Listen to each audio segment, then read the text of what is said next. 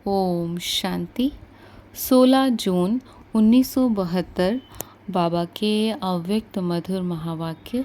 मुरली का टाइटल है हर्षित रहना ही ब्राह्मण जीवन का विशेष संस्कार। बाबा कहे, सदा हर्षित रहने के लिए कौन सी सहज युक्ति है। सदा हर्षित रहने का यादगार रूप में कौन सा चित्र है जिसमें विशेष हर्षित मुख को ही दिखाया है। विष्णु का लेटा हुआ चित्र दिखाते हैं। ज्ञान को सिमरन कर हर्षित हो रहा है। विशेष हर्षित होने का चित्र ही यादगार रूप में दिखाया हुआ है। विष्णु अर्थात युगल रूप। विष्णु के स्वरूप आप लोग भी हो ना। नर से नारायण और नारी से लक्ष्मी आप ही बनने वाले हो या सिर्फ बाप बनते हैं। नर और नारी दोनों ही जो ज्ञान को सिमरन करते हैं वह ऐसे हर्षित रहते हैं। तो हर्षित रहने का साधन क्या हुआ? ज्ञान का सिमरन करना। जो जितना ज्ञान को सिमरन करते हैं वह उतना ही हर्षित रहते हैं। ज्ञान का सिमरन ना चलने का कारण क्या है? व्यर्थ सिमरन में चले जाते हो। व्यर्थ सिमरन होता है तो ज्ञान का सिमरन नहीं होता। अगर बुद्धि सदा ज्ञान के सिमरन में तत्पर रखो तो सदा हर्षित रहेंगे। व्यर्थ सिमरन होगा ही नहीं। ज्ञान सिमरन करने के लिए सदैव हर्षित रहने के लिए खजाना तो बहुत मिला हुआ है। जैसे आजकल कोई बहुत धनवान होते हैं तो कहते हैं इनके पास तो अनगिनत धन है। ऐसे ही ज्ञान का खजाना जो मिला है वह गिनती कर सकते हो। इतना अनगिनत होते हुए फिर छोड़ क्यों देते हो? कोई कमी के कारण ही उस चीज़ का ना होना संभव होता है। लेकिन कमी ना होते भी चीज़ ना हो, यह तो नहीं होना चाहिए ना। ज्ञान के खजाने से वह बातें ज़्यादा अच्छी लगती हैं क्या? जैसे समझते हो कि यह बहुत समय की आदत पड़ी हुई है, इसलिए ना चाहते भी आ जाता है। तो अब ज्ञान का सिमरन करते हुए कितना समय हुआ है? संगम का 1 वर्ष भी कितने के बराबर है? संगम का 1 वर्ष भी बहुत बड़ा है। इसी हिसाब से देखो तो यह भी बहुत समय की बात हुई ना। तो जैसे वह बहुत समय के संस्कार होने के कारण ना चाहते भी स्मृति में आ जाते हैं, तो यह भी बहुत समय की स्मृति नेचुरल क्यों नहीं रहती? जो नई बात व ताज़ी बात होती है वह तो और ही ज़्यादा स्मृति में रहनी चाहिए, क्योंकि प्रेजेंट है ना, वह तो फिर भी पास्ट है। तो यह है प्रेजेंट की बात, फिर पास्ट क्यों याद आता है? जब पास्ट याद आता है तो पास्ट के साथ साथ यह भी याद आता है कि इससे प्राप्ति क्या होगी। जब उससे कोई भी प्राप्ति सुखदायी नहीं होती है तो फिर भी याद क्यों करते हो? रिजल्ट सामने होते हुए भी फिर भी याद क्यों करते हो? यह भी समझते हो कि वह व्यर्थ है।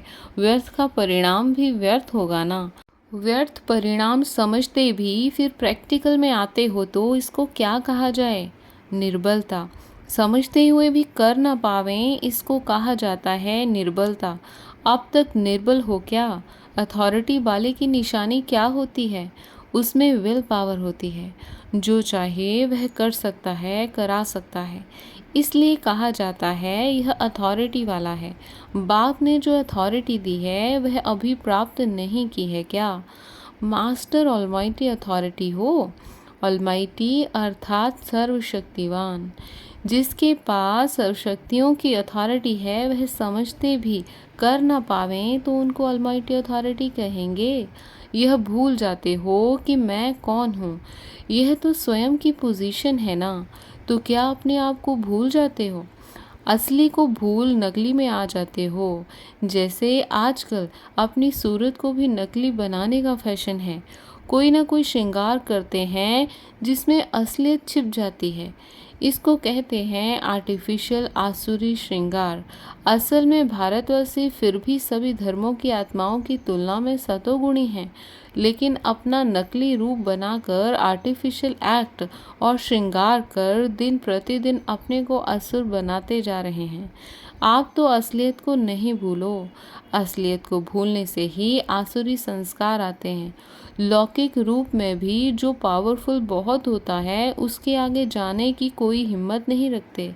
आप अगर ऑलमाइटी अथॉरिटी की पोजीशन पर ठहरो तो यह आसुरी संस्कार व व्यर्थ संस्कारों की हिम्मत हो सकती है क्या आपके सामने आने की? अपनी पोजीशन से क्यों उतरते हो?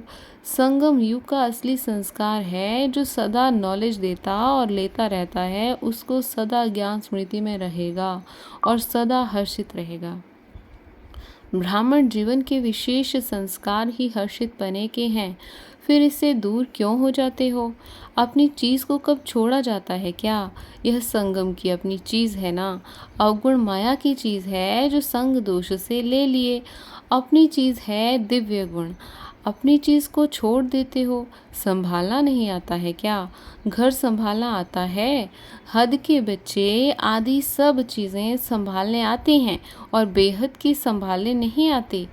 बाबा कहे हद को बिल्कुल पीठ दे दी कि थोड़ा थोड़ा है।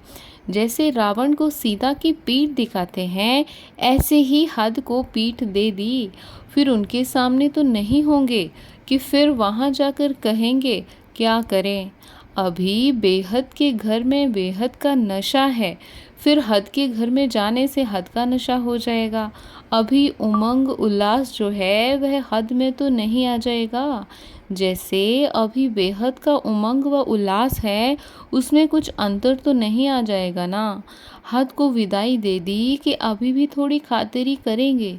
समझना चाहिए यह अलौकिक जन्म किसके प्रति है? हद के कार्य के प्रति है क्या? अलौकिक जन्म क्यों लिया? जिस कार्य अर्थ यह अलौकिक जन्म लिया वो कार्य नहीं किया तो क्या किया? लोगों को कहते हो ना, बाप के बच्चे होते बाप का परिचय ना जाना तो बच्चे ही कैसे? ऐसे ही अपने से पूछो, बेहद के बाप के बेहद के बच्चे बन चुके हो, मान चुके हो, जान चुके हो, फिर भी बेहद के कार्य में ना आवें तो अलौकिक जन्म क्या हुआ? अलौकिक जन्म में ही लौकिक कार्य में लग जाएं तो क्या फ़ायदा हुआ? अपने जन्म और समय के महत्व को जानो, तब ही महान कर्तव्य करेंगे। गैस के गुब्बारे नहीं बनना है, वह बहुत अच्छा फूलता है और उड़ता है, लेकिन टेम्परेरी। तो ऐसे गुब्बारे तो नहीं होना। अच्छा, ओम शांति।